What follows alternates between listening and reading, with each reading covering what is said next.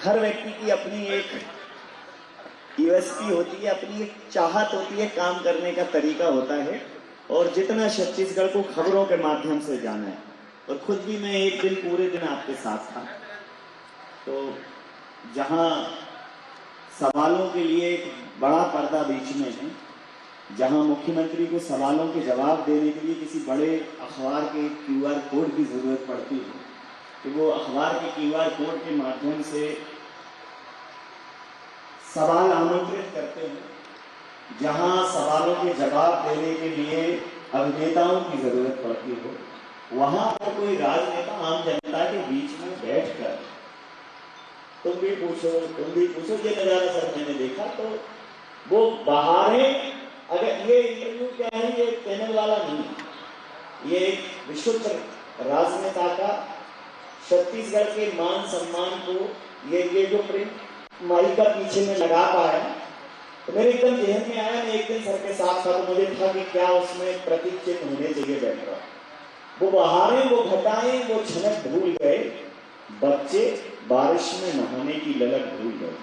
और जब से शहरीकरण की राजनीति हावी हुई अपने देश में, देश के रहनुमा गांवों की सड़क हुई है। आपके ऊपर ये आरोप है सर, तो आपको गांव गांव ही दिखता है, आपको शहर में दिखता है, कैसा है? बढ़िया सवाल है मोहित जी, इसलिए धन्यवाद। देखिए, शुरू से दुनिया की भी यदि बसाहट आप देखेंगे या देश के हम बसाहट देखेंगे, तो गांव की संख्या अधिक, शहर कम होते हैं। भारत में भी आप देखेंगे 7 लाख गांव हैं, शहरों अभी बता सकते हैं आप? गांव तो मैंने बता दिया 7 लाख गांव हैं, शहर बता सकते हैं? नहीं बता सकते। तो शहर है इस देश में, गांव हमारा उत्पादन का केंद्र रहा है और शहर है वो विपणन का केंद्र रहा है। हम शहर को तो पकड़ लिए, गांव भूल गए थे। गांव से लोग पलायन करते गए, और सबसे ज्यादा पलायन किसका हुआ मालूम है? बौद्धिक संपदा। इस दौर में जो सबसे ज्यादा नुकसान हुआ गांव से, वो बौद्धिक पलायन।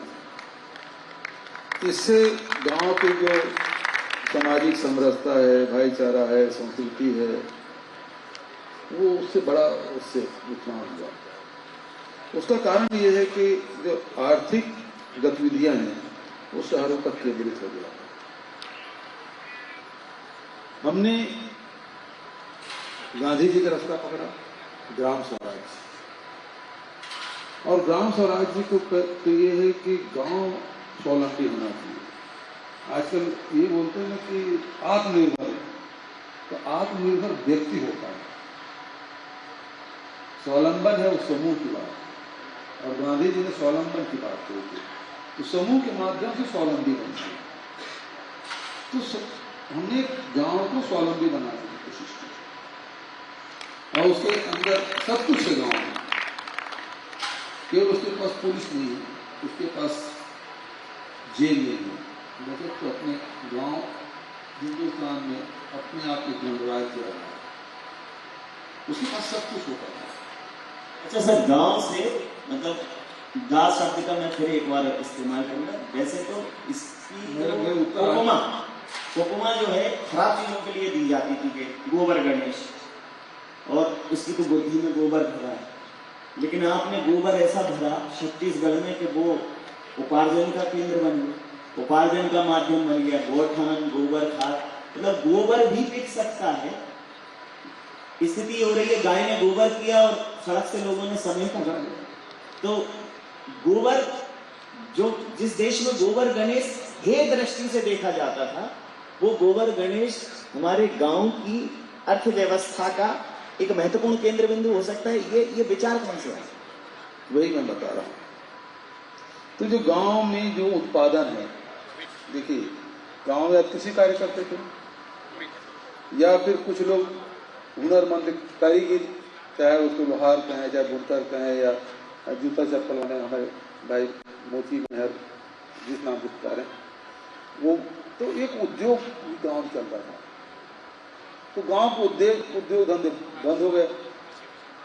सबसे बड़ा लोहार टाटा बन गया और सबसे बड़ा जूता चप्पल बनाने वाला बाटा बन गया, है ना। जो भी काम सब लॉन्ड्री वाले ले गए और जो हजाम थे, नाई थे, उसका काम सब सोली में ले लिया, वो बेरोजगार है। तो ये जो उद्योग चल रहे थे उसको हमारी शहरीकरण ने तो छीन लिया, हमने उसे पुनर्जीवित किया। तो पहली बात यह है जो किसान है, जो उत्पादक है, उसे पहले ताकतवर बना, उससे ऋण माफी की, 25 रुपये क्विंटल में धान खरीदी किया, रिलायंस के समर्थन में घोषित किया, खरीदी के ऊपर की वैल्यू एडिशन किया, तो गाँव मजबूत हुआ। जो मजदूर है उसको भी 7,000 रुपये हम सालाना देते हैं, देश में किसी राज्य नहीं दिया जाता, हमने दिया। जो लघु उपज है उसका संग्रहण का काम किया, 67 प्रकार के लोगों को हम खरीदी कर रहे हैं। देश की 3/4 गुजरात में 11 करोड़ की खरीदी थी, 11 करोड़ की 80 लाख की। मध्य प्रदेश में डबल इंजन की सरकार है और 15 करोड़ की लगभग खरीदी होती है, यहाँ 388 करोड़ की हमने खरीदी थी, 388 3/4 हमने खरीदी यहाँ। तो इस स्थिति क्या बनी कि चाहे वो धान के उत्पादक हो, चाहे वो गन्ना को, चाहे मक्का को, चाहे वो लघु उपज संग्रहण करता हो, चाहे मिलेट्स का उत्पादन करता हो, सबके पास पैसा पहुंचा, मजदूर के पास पैसा पहुंचा, बेरोजगारों का पैसा पहुंचा। इससे फायदा क्या हुआ?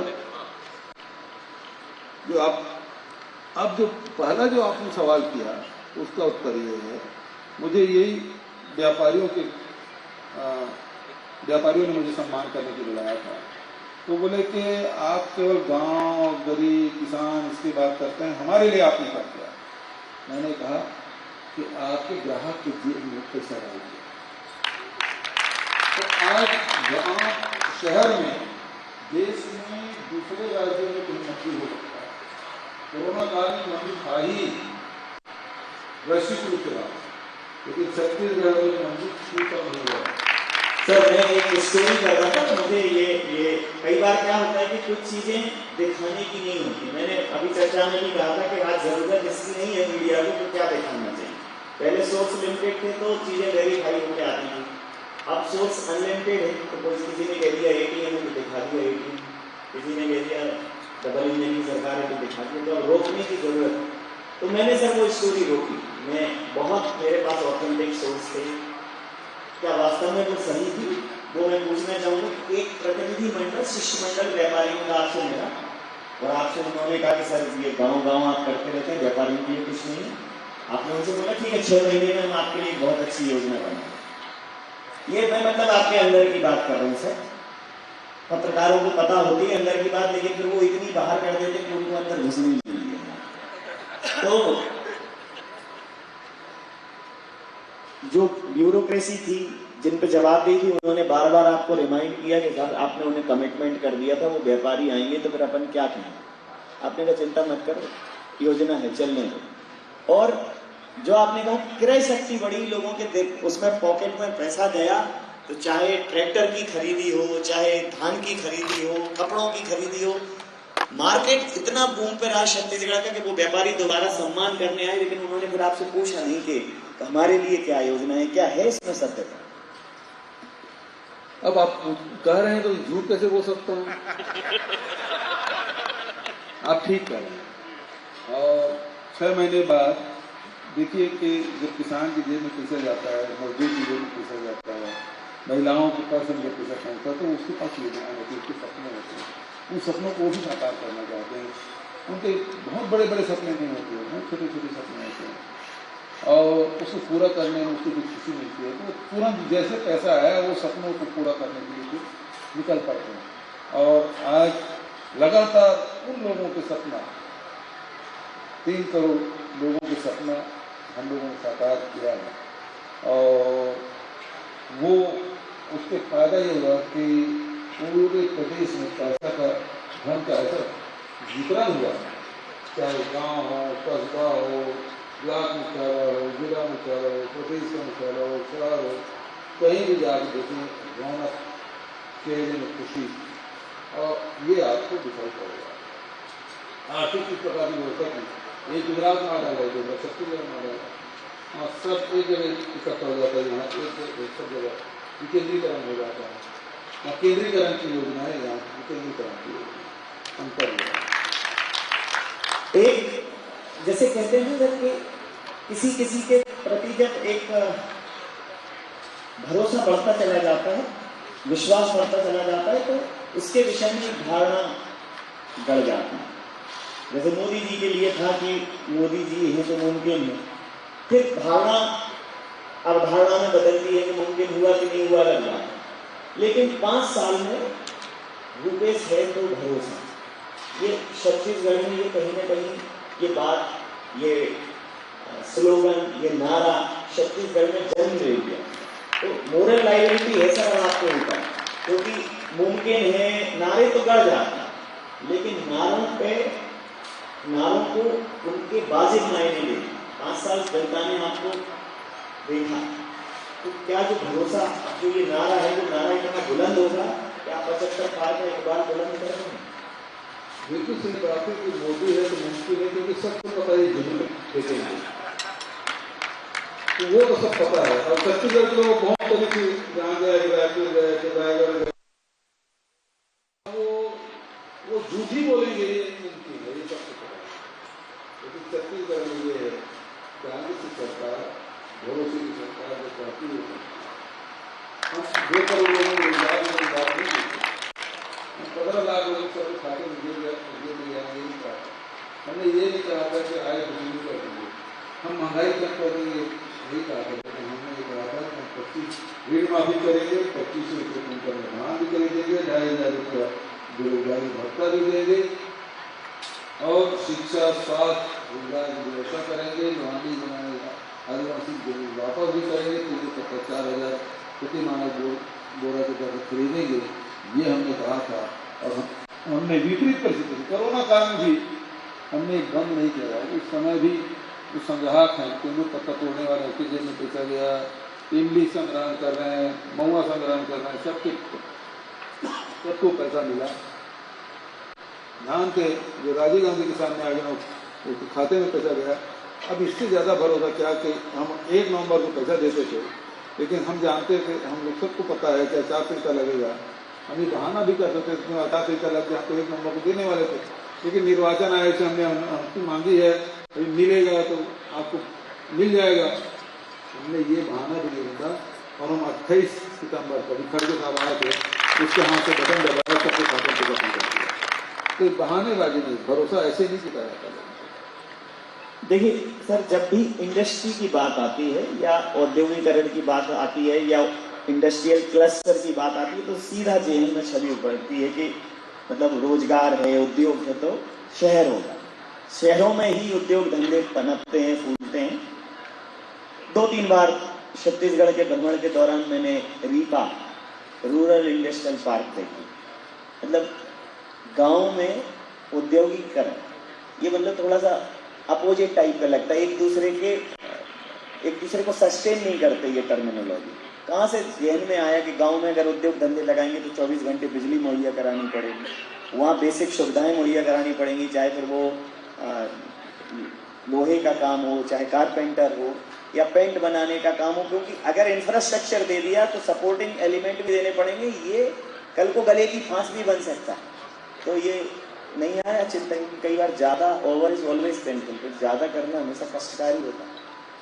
बिल्कुल नहीं, क्योंकि वो सारी व्यवस्था देखिए, हमारे पास जमीन उपलब्ध है, यदि यहाँ के बेरोजगारी खत्म करना है, युवाओं को काम देना है, सबको सरकारी नौकरी मिल नहीं सकती जी। लेकिन कोई अपना व्यापार शुरू करना चाहता है, उद्योग लगाना चाहता है, तो निश्चित रूप से वो सारी सुविधा, अब यदि कोई एक व्यक्ति गए तो उद्योग लाना चाहता है तो पहले जमीन ढूंढेगा, सड़क अप्रोच रोड पे, बिजली के लिए, फिर डाइवर्सन के लिए, फिर बैंकिंग के लिए, वो सारे कवायद करना पड़ेगा उसको।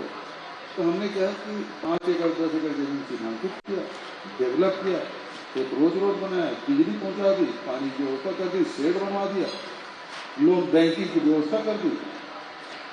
अब 300 रूरल मिशन पार्क चला और सबसे ज़्यादा डिमांड यही है। और नई बात है वाईफाई की चीज होती है। शाम के समय जितने स्कूल कॉलेज के बच्चे हैं वही फ्री वाईफाई है, वो पढ़ने वाले बच्चे वहां चक्कर रहते हैं, उसका भी हम मतलब लाभ ले रहे हैं। एक आरोप और है आपको, इंफ्रास्ट्रक्चर डेवलप नहीं किया। मुझे लगता है कि रीपा भी इंफ्रास्ट्रक्चर है, लेकिन शहरों का इंफ्रास्ट्रक्चर है, गांव का इंफ्रास्ट्रक्चर अभी भी हमारे जेहन में इंफ्रास्ट्रक्चर नहीं है। तो क्या ये जो रिवर्स इम्पैक्ट आएगा छत्तीसगढ़ में कि लोग गांव का जो इंफ्रास्ट्रक्चर डेवलप हुआ है लोग उसको भी मानेंगे कि ये इंफ्रास्ट्रक्चर डेवलपमेंट है? नहीं, इसको सही माने। देखिए, मैं 3 महीने में 36,000 करोड़ रुपये के लोकार्पण कार्यों के लोकार्पण, भूमि पूजन और शिलान्यास 36,000 करोड़ का, 2 दिन के अंदर 11,000 करोड़।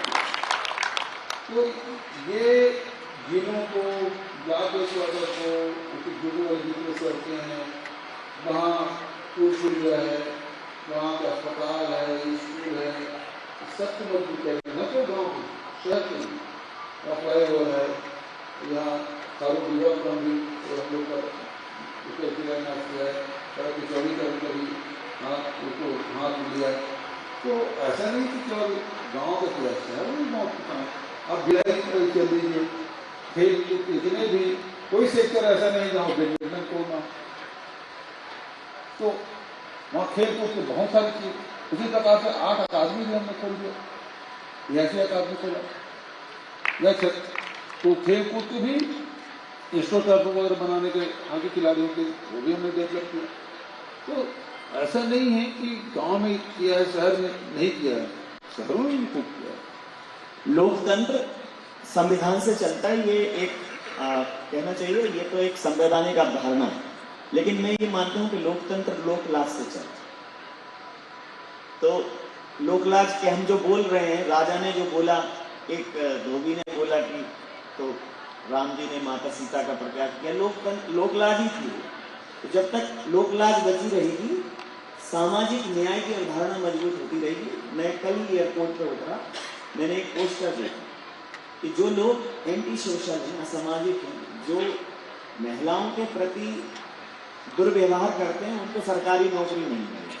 मतलब कुल मिलाकर अगर व्यक्ति का सरकारी मोहर नहीं है तो वो वैसे भी समाज में हे दृष्टि से देखा जाता है। जब तक समाज ऐसे लोगों का, जैसे पहले हमारे होता था समाज में कि भाई उसको बाहर कर दिया जाता था समाज से, तो आपने एक सामाजिक व्यवस्था से, संवैधानिक व्यवस्था से उनको बाहर किया।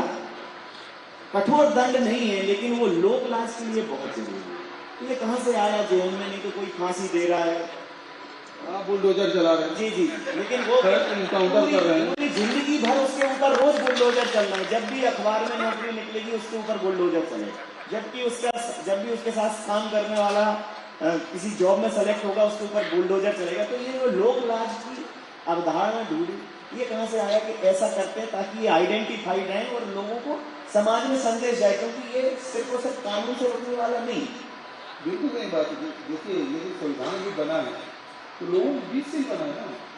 जो हमारे व्यवहार में है, हम कोर्ट में जाते हैं तो आप देखिए व्यवहार न्यायालय क्यों लिखा जाता है? वो संविधान से संचालित हो रहा है कोर्ट भी, लेकिन लिखा जाता है व्यवहार में, तो व्यवहार को भी उतना ही महत्व दिया जाता है। जो समाज में जो हमारे जो व्यवहार है, जो संस्कार है, उसका अपना महत्व है। तो हर चीज को आप बुलडोजर से नियंत्रित नहीं कर सकते, सबको बंदूक से नियंत्रित नहीं कर सकते। उसके लिए विश्वास जीतना पड़ता है, उसके लिए भरोसा जीतना पड़ता है, और उससे ये चलता है कि इकबाल से शासन चलता है, बंदूक से थोड़ी चलता है, तो इकबाल से चलना चाहिए और वही बच्चे लोग। तो छत्तीसगढ़ के तो बहुत सारे इलाके प्रभावित थे बंदूकों से, तो ये इकबाल जो है, इकबाल उन इलाकों तक पहुंचा, बिल्कुल पहुंचा। कहाँ से अभी चले जाइए, सुकमा चले जाइए, चले जाइए, रात में चले जाइए, कोई क्योंकि हमने भरोसा जीता है। बस्ता से लोग, वहाँ से व्यापारी, वहाँ से किसान, वहाँ से आदिवासी, वहाँ से निवास करने वाले लोग हैं, वहाँ के पत्रकार हैं, वहाँ के जवान हैं, सबको विश्वास नहीं दिखता। सबको नक्सली धमक की जरूरत है और उनको भर्ती नहीं मिली, तो उनको जाना ही नहीं चाहता कभी ना। जिस प्रकार से आपकी बातों में भरोसा लग जाता है, जैसे पत्रकारों की आपने बात की, बड़ा खतरे में है ये जो वर्ग है, बहुत खतरे में है। कोई कहता है किसी की गोदी में बैठे हैं, तो कोई कहता है कि किसी के बात्सल्य में डूबे हुए हैं। मतलब किसी के तो फेवर, निष्पक्षता तो जैसे जो निष्पक्षता है सर, मैं ये मानता हूँ निष्पक्षता मतलब मृत्यु है। उसी समय आदमी निष्पक्ष हो सकता है, अदरवाइज कहीं ना कहीं तो खड़ा होगा, कुछ तो उसका ओपिनियन होगा। तो सापेक्षता का सिद्धांत हो सकता है, निरपेक्षता का कोई सिद्धांत बना नहीं। तो पत्रकारों को सुरक्षा देने वाला ये पहला राज है। पत्रकारों को मैंने खुद ने देखा कि आपने पत्रकारों को कहा अच्छा तुम लोग सोसाइटी बना लो। मैं 8 साल से सर मध्य प्रदेश में हूँ, मैं भी मतलब सोचा कि कहीं हमें भी कुछ सरकारी ऐसा मिल जाए तो हम चैनल बना लें, क्योंकि मेरा अपना ये ओन एस्टेब्लिशमेंट है, कोई बड़ा इंडस्ट्रियल कोई सेटअप नहीं है, कुछ नहीं है। तो लेकिन आपको मैंने पत्रकारों कहा आप बनाइए, मैंने उस जगह पे दे दिया, उस जगह पे दे दिया, आप घर बनाइए, आप चिंता करिए। तो ये लोग तो बहुत सवाल पूछते हैं, उनको अगर आप पोषित करेंगे तो उनका मुंह तो आपकी तरफ ही है, तो उनको ही आप इतना सपोर्ट कर रहे हैं, उनके लिए कानून बना रहे हैं, ये जानते हुए कि इनके सवाल सत्ता पक्ष से ज्यादा होते हैं, विपक्ष से सवाल कम होते हैं। नहीं, दिल्ली के लागू नहीं होता है, वहाँ सवाल नहीं पूछे जाते, यहाँ हमारे लिए पूछे जाते हैं। लेकिन पत्रकार भी, ये तो पत्रकार वो बनते हैं जिसके दिमाग में जुनून है ना, अन्यथा वो आर्थिक उपार्जन के लिए पत्रकार तो नहीं बन पाता, और उसमें कोई गुंजाइश नहीं है ज़्यादा, कितना नहीं कर सकते, फिर भी इतने कम मिलती है कि वो मकान भी नहीं बना पाता, ये किसी की है। तो कम से कम वो अपने घर में तो ठीक है, पत्रकार के रूप में बाहर सम्मान तो पाता है, पत्रकार बड़ा सम्मान है ना, वो अच्छे राजनेताओं के नेताओं, अधिकारियों, सामाजिक प्रतिष्ठित लोगों के बीच में बड़ा सम्मान की दृष्टि से, लेकिन घर में वो सम्मान नहीं मिलता। इतना उसी नेता काम रहते हैं, कई काम रहते घर पर नहीं बना पाए, तो कसम वो घर में उसी प्रतिष्ठा बनी रहे, चलो लेकिन दूसरा जो आपको महत्वपूर्ण बात है, ये देश यदि बचा है तो हमारी संस्कृति, हमारी परंपरा और भारतीयता है, केवल ये है कि सवाल पूछने को कभी बुरा नहीं होता, सवाल पूछते रहे। यदि आपके बच्चे आपसे सवाल नहीं करेंगे, अपनी माता से सवाल नहीं करेंगे, तो बच्चे का विकास नहीं हो सकता। जो बच्चा सवाल नहीं पूछता वो आगे नहीं बढ़ता, और हिंदुस्तान में यही परंपरा रही सवाल पूछने की। ऐसे कारण से इतने दर्शन बनने के कारण भी वो सवाल में इतने पंथ बने, इन सवालों के कारण से नहीं। लेकिन आज सवाल पूछना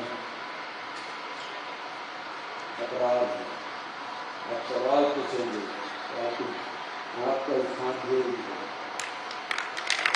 और ये देश में सबसे ज्यादा भाषा का सबसे ज्यादा नुकसान है।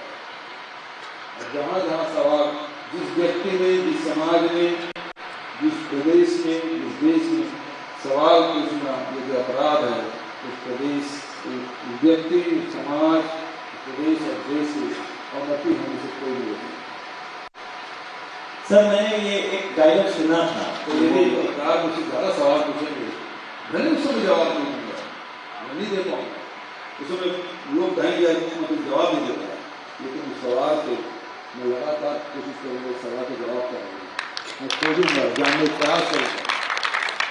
अच्छा, पहले तो सर पत्रकारों के सवालों से लोग परेशान हैं, आप तो और 2 कदम आगे चले गए। वैसे सुना था मैंने, ये एक फिल्मी डायलॉग है, ना अपील न दलील न वकीलों ने स्पॉट फैसला। वो जो भेंट मुलाकात है उसमें तो सवालों की झड़ी है, शिकायतों की झड़ी है, और लोग मुख्यमंत्री महोदय वहाँ लगते नहीं है, किसी के काका है, किसी के चाचा है। मैंने खुद देखा है, 2-3 सभाओं में देखा। तो पत्रकारों के सवालों से परेशान है, पत्रकारों के सवाल तो एक तरीके से समाज का प्रतिनिधित्व करते हैं, लेकिन आपके पास तो ज्वलंत आते हैं। वो जो सवाल पूछता है वो उसका व्यक्तिगत होता है और ऑथेंटिक होता है। तो इतने ऑथेंटिक सवालों का सामना करना और उनका निराकरण करना नहीं कर पाए तो वो वोटर है आपका, वही उंगली दबाता है तो वो माइनस भी हो सकता है। कभी ये जहन में नहीं आया? नहीं, वो भाई खतरा तो है, लेकिन यदि रिस्क नहीं लोगे तो ना उसका भला होगा ना मेरा भला। इस खतरे पे तो ताली बजाओ, इससे ज्यादा सावधानी वाली प्रतिक्रिया क्या हो सकती है? बाकी ताली बजाने के लिए भी अगर कोई चार्ज होता तो मैं मनोज सर को बोलता बजाओ भाई अच्छी चीजों पर।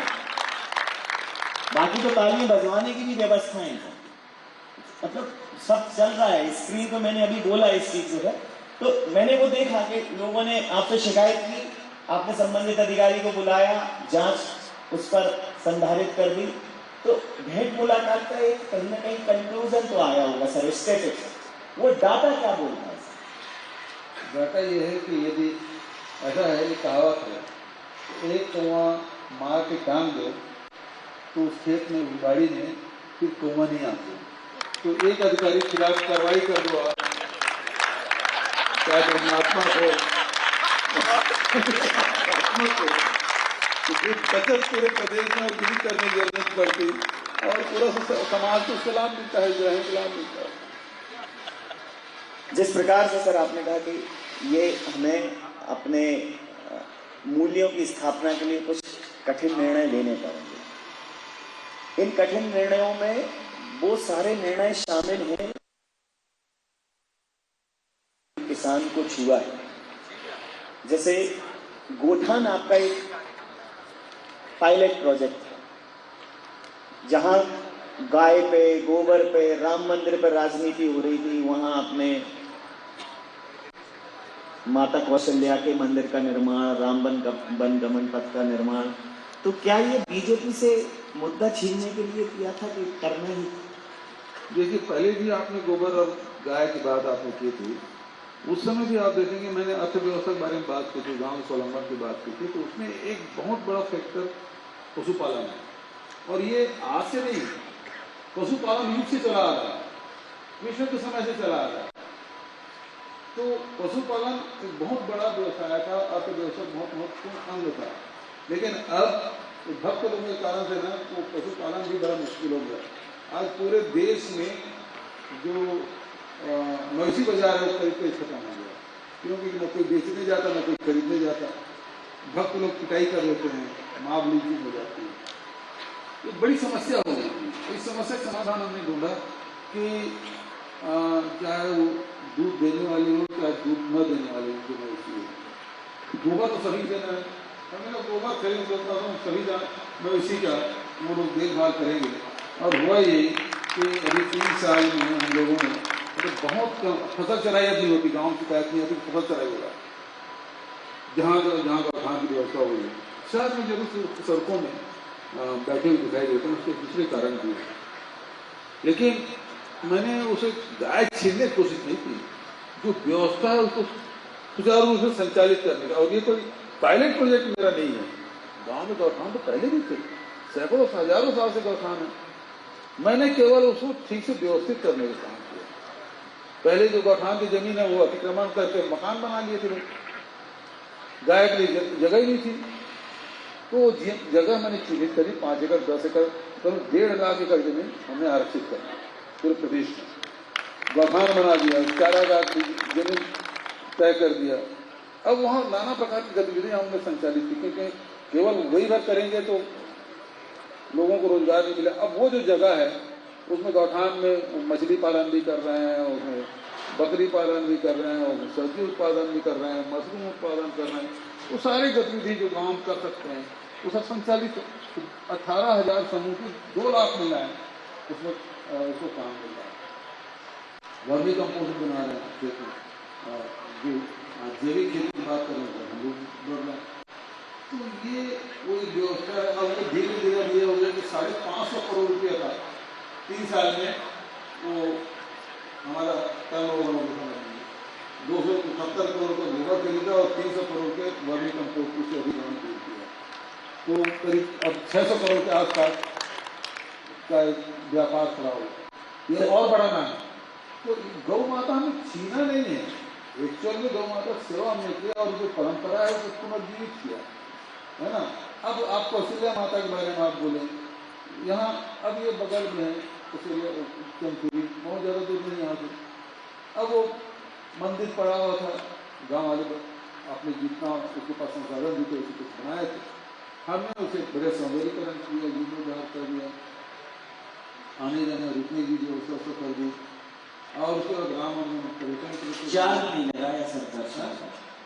अभी लोग बन गए, लोग जैसे महाकाल लोग, ये बैजनाथ लोग, एक कॉन्सेप्ट है केंद्रीय सरकार का, बड़ा जब वो करते हैं लेकिन चार्ज बहुत लगा देते हैं। मतलब आपको नहीं लगा कि यहाँ 300 400 500 रुपए की फीस लगे? मैं भी गया था चंद्रपुरी, तो पैसे लगे नहीं।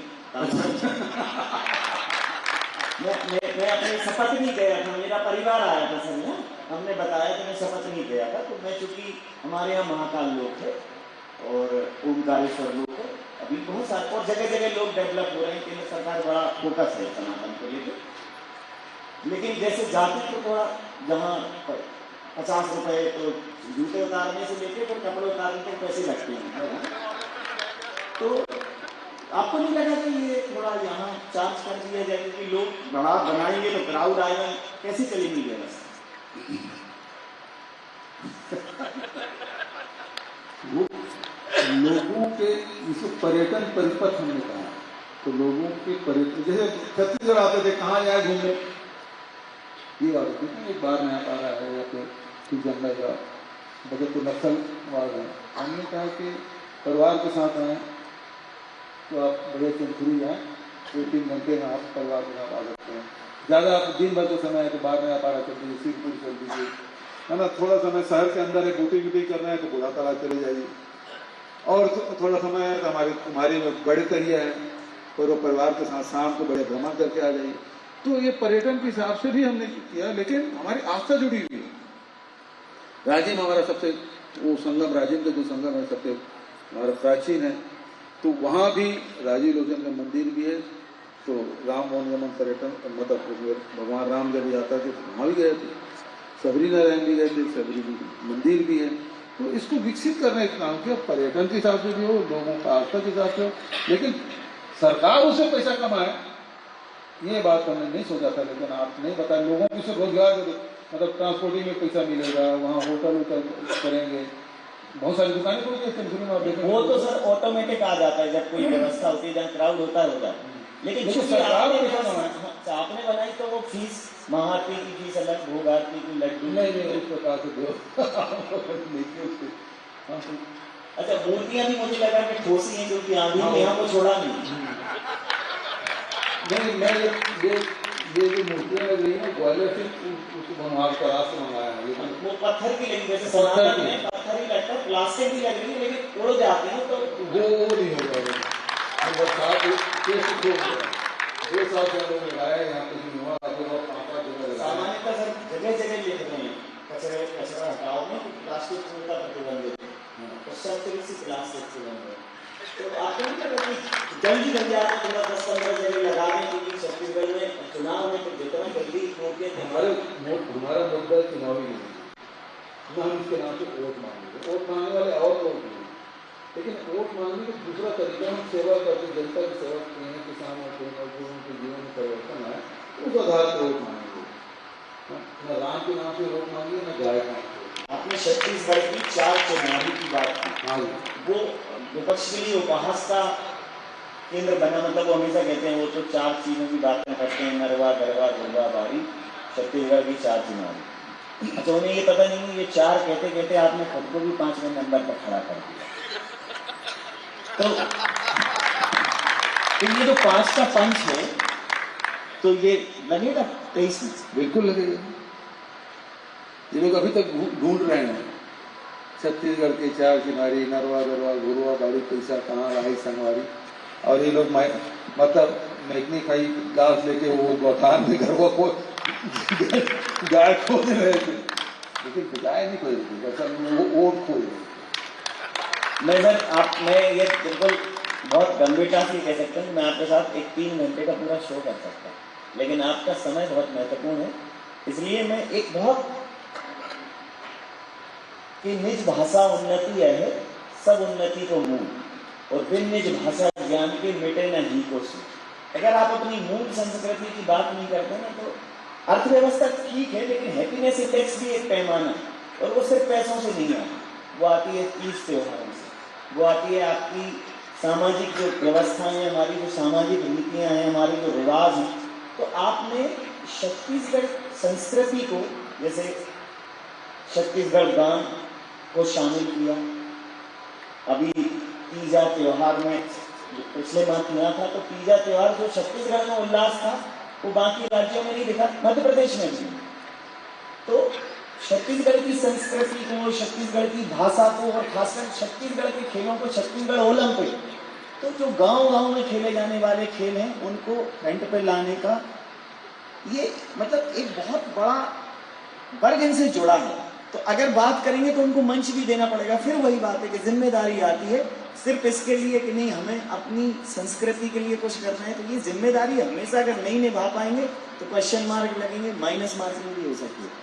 तो ये फिर करने में डर नहीं लगा कि ये सब करेंगे, हम तो मूल खेलों में लोगों को नहीं भेज पा रहे हैं, पहलवान रो रहे हैं बैठे हैं, तो ये और कर लेंगे कि ये गिल्ली डंडा, तो ये कहाँ चलेगा।